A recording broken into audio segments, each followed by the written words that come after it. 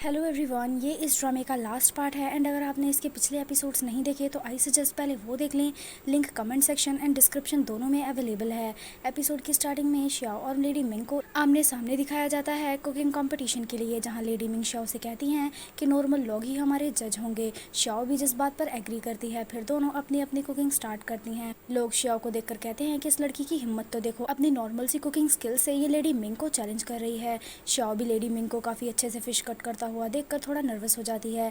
फिर वो खुद से कहती है कि उसे ज़्यादा नहीं सोचना चाहिए, उसे पूरा ध्यान अपने कंपटीशन पर लगाना चाहिए। फिर वो कुकिंग करना स्टार्ट करती है।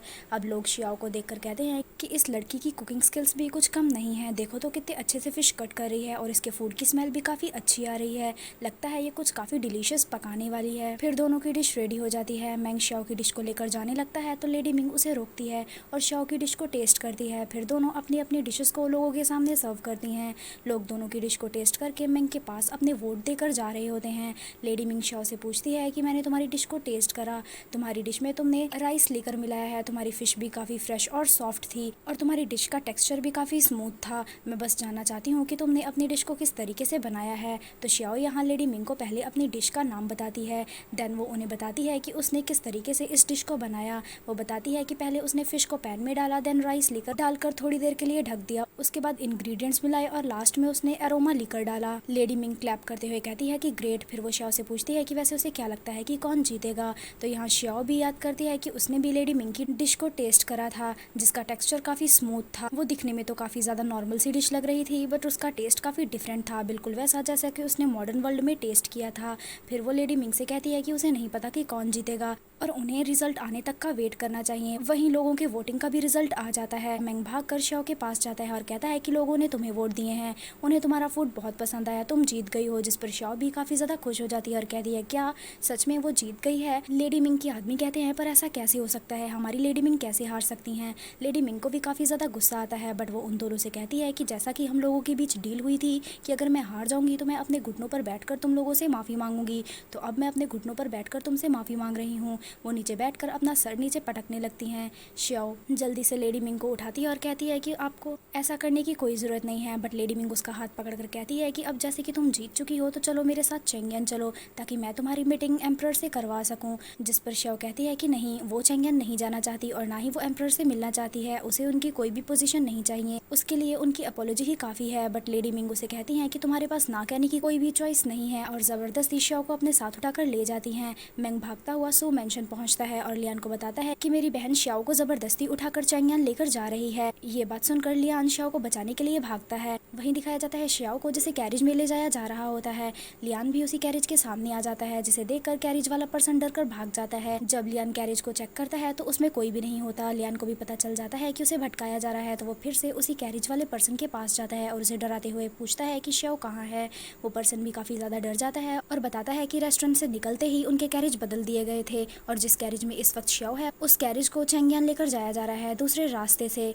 लियान काफ़ी गुस्से में सो मेंशन वापस आता है और मैंग से कहता है कि मैंने तुमसे कहा था कि श्याओ को अपने साथ यहाँ से लेकर चले जाओ, बट तुम उसे लेकर यहाँ से क्यों नहीं गए। तो मैंग कहता है कि मैंने उसे बहुत इंसिस्ट करा था उसके साथ चलने के लिए, बट जैसे कि तुमने मना कर दिया जाने से तो उसने भी इस सिटी को छोड़ने से मना कर दिया। फिर वो काफ़ी परेशान होता हुआ कहता है कि अब तक तो उन लोगों ने श्याओ को चेंगियन पहुँचा भी दिया होगा, और क्या होगा अगर एम्परर को श्याओ का फूड टेस्टी नहीं लगा, वो तो उसके हाथ ही काट देगा। श्याओ बहुत बड़ी मुसीबत में है। बट मैंग का असली चेहरा सामने तब आता है जब लियान उसे कहता है कि उसे क्या लगता है कि उसे पता नहीं चलेगा कि ये सारी प्लानिंग मैंग की ही है। तो मैंग कहता है कि वो क्या कह रहा है, कैसी प्लानिंग। तो लियान उसे कहता है कि उसने अपनी बहन को श्याओ के बारे में क्यों बताया। तो मैंग कहता है कि हाँ, उसने ही अपनी बहन को श्याओ के बारे में बताया था, बट सिर्फ इसलिए ताकि वो भी अपनी बहन को दिखा सके कि उसके पास भी श्याओ जैसी कैपेबल शेफ है। तो लियान कहता है कि इस वक्त श्याओ यहाँ नहीं है तो वो प्रिटेंड करना बंद करे। तो यहाँ मैंग भी प्रिटेंड करना बंद करता है और कहता है कि हाँ, ये सारी उसी की प्लानिंग थी ताकि लियान श्याओ के पीछे पीछे चेंगियन जाए और अपने थ्रोन को वापस से पाए, और इस चीज़ के लिए वो बाद में उसे ही थैंक्स करेगा। फिर वो लियान से कहता है कि योर हाइनेस, आपके फादर के मरने के बाद ये र्यूमर्स फैल गए कि आप किसी बीमारी की वजह से मर चुके हैं और आपकी जगह फॉर्मर क्राउन प्रिंस आपके सिंहासन पर बैठ गए और वो लोगों पर काफ़ी ज़्यादा अत्याचार कर रहे हैं। तो अब आपको नहीं लगता कि उस मरे हुए क्राउन प्रिंस को, जो इस वक्त जिंदा है और सही सलामत है, उसे चेंगियन अपनी प्रजा के बीच वापस चले। जिस पर लियान कहता है कि तुम्हारी बहन करंट एम्परर के प्रति लॉयल है और तुम मुझे चूज कर रहे हो, ऐसा क्यों। जिस पर मैंग कहता है कि योर हाइनेस, मैं एक नॉर्मल से मर्चेंट का बेटा हूँ, बट जब मैंने आपको पहली बार देखा मुझे तभी समझ आ गया था कि आप ही वो पर्सन है जो सिंहासन को डिजर्व करता है। तो मैंने शाओ के जरिए आपको फॉलो करना शुरू कर दिया और ये मेरी बहन की चॉइस है कि उसने करंट एम्परर को चूज करा, पर मेरी चॉइस सिर्फ आप है। तो लियान मेंग की गर्दन पर तलवार कसते हुए कहता है, और क्या होगा अगर मैं तुम्हें यहीं के यहीं खत्म कर दूं? तो मेंग कहता है कि उसे पता है कि अगर वो चाहे तो उसे यहीं के यहीं खत्म कर सकता है, बट वो लियान के उन गिने चुने आदमियों में से एक है जो उसकी दोबारा से सिंहासन पाने में मदद कर सकता है।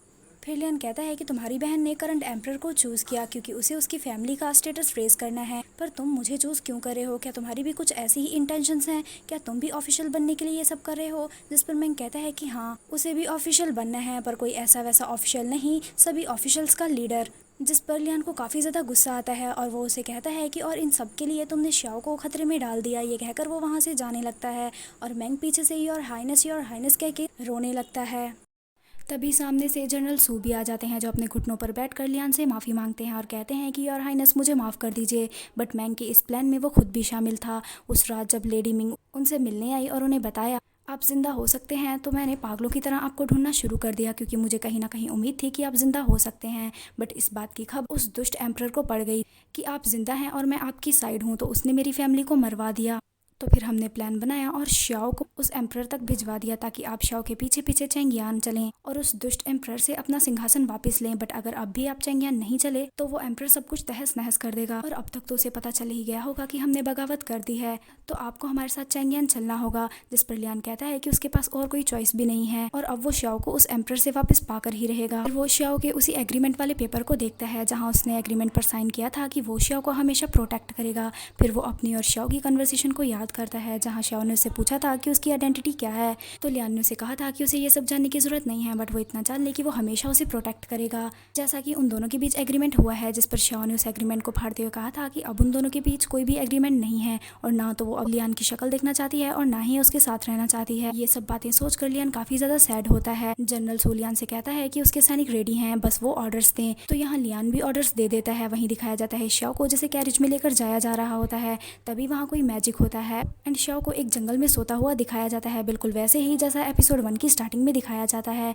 तभी श्याओ को कुछ लोग आकर उठाते हैं एंड पता चलता है कि श्याओ एंशिएंट टाइम से मॉडर्न वर्ल्ड में वापस पहुंच चुकी है। तो दिखाया जाता है श्याओ को जो अपने पेरेंट्स के लिए एक डिश बनाकर लाती है। अब उसकी मदर भी उसकी कुकिंग में उसे फुल सपोर्ट करती है एंड यहाँ श्याओ पास्ट की सारी मेमोरीज को भूल चुकी है। बट साइड के टेबल पर क्राउन प्रिंस का खंजर और उसी डायरी को दिखाया जाता है जिसका एक पेज लियान के पास है एंड इसी के साथ ये ड्रामा यही खत्म हो जाता है। आई नो एंडिंग काफी ज्यादा सैड है, लाइक जिस तरीके से ये ड्रामा स्टार्ट हुआ था उस तरीके से एंड नहीं हुआ है। But some time we have to accept something bad और bitter, but still crown prince के लिए बहुत बुरा लग रहा है। श्याओ का तो मन इस मॉडर्न वर्ल्ड में लग जाएगा, बट क्राउन प्रिंस उस बेचारे का क्या होगा? बाय द वे ऐसा लगता है कि इस ड्रामे का सेकंड सीजन भी आएगा जहां श्याओ और लियान की हैप्पी एंडिंग दिखाई जाएगी। अगर सेकंड सीजन आया तो मैं आप लोगों के साथ जरूर शेयर करूंगी। Thank you so much for watching. Bye bye.